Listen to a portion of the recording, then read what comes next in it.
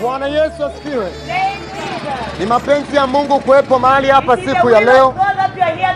Mungu amenituma kwa ajili ya maisha yako. God has sent us to your life. Mungu amenituma kwa ajili ya wewe mama. God has sent me to you, mother. Mungu amenituma kwa ajili ya wewe God kaka. has sent me to you, brother. Mungu amenituma kwa ajili ya wewe God dada. has sent me to you, sister. Mungu amenituma kusema nawe. God has sent me to speak to you. Fungua moyo wako, Mungu akuguse. Open your heart for God to touch you. Maana Mungu yuko mahali For hapa. God is here with us. Ni kweli kabisa, It is very true kwa muonekano wa kawaida that in a fleshly manner, naweza kutuona ni watoto, you can think that you are just child. lakini Mungu aliye ndani yetu And the God that is within us ametutuma mahali has hapa sent us here kusema na mtu to mmoja speak to one kwa person ajili ya maisha yako, for your life, kwa ajili ya ndoa yako, for your marriage, kwa ajili ya biashara for yako your business, na kwa ajili ya watoto and wako. for your children. Bwana Yesu asifiwe sana. Blessed be the name of the Fungua Lord. masikio yako Open your ear, naye Mungu akakuponye. and God will hear you. Fungua moyo wako Open your naye heart, Bwana akaseme na and God wewe. will speak to you. Bwana Yesu asifiwe sana. Blessed be the name of the Bwana Lord. Yesu asifiwe sana. Blessed be the name of the Lord. Mungu yuko mahali hapa, God is here with us. anayekujua The one that knows you. kabla hujawekwa tumboni mwa mama yako. Before you have stepped in the womb of Ndiye your Mungu mother. alinituma mahali It's the hapa. God that has sent me here. Mungu aliumba mbingu na God nchi who has created heaven and ndio earth. alonituma eneo He's hili. the one that has sent me here. Ilipendezwa kwa mapenzi yake It is God by His mimi will kuwepo mahali hapa for me to be here kusema na wewe. to speak to you.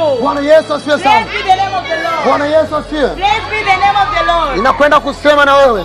I will speak to you. Anayezungumza hapa sio mimi, The one that is speaking here is not me, ila ni Mungu. but it is God. Ukinitazama mimi, If you look at me, ishia kunitazama you will mimi. just look at me as I Ukiamua am. kumsikiliza And Mungu, if you want to listen to God, msikilize Mungu.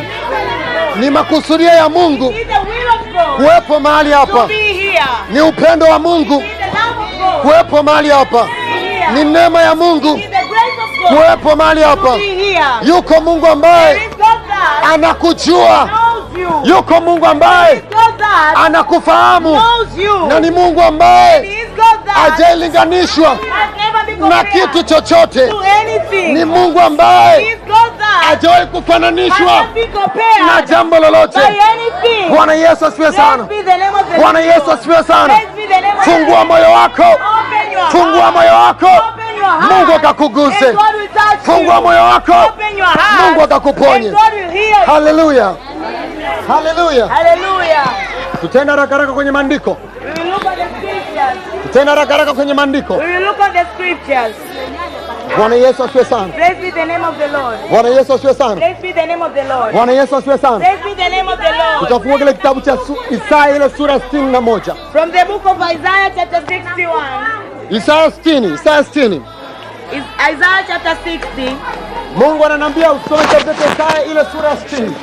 Isaiah 60. Nitasoma. We will read. Bwana Yesu asifiwe sana.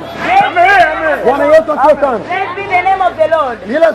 Ile sura ya Isaya 60 mstari wa kwanza, Chapter Isaya 60:1 Chapter 60 verse 1. inasema ya kwamba It says, ondoka uangaze, arise and shine, kwa kuwa nuru yako for your imekuja light has come, na utukufu wa Bwana and the glory umekuzukia. of God has risen up against you. Bwana Yesu asifiwe sana.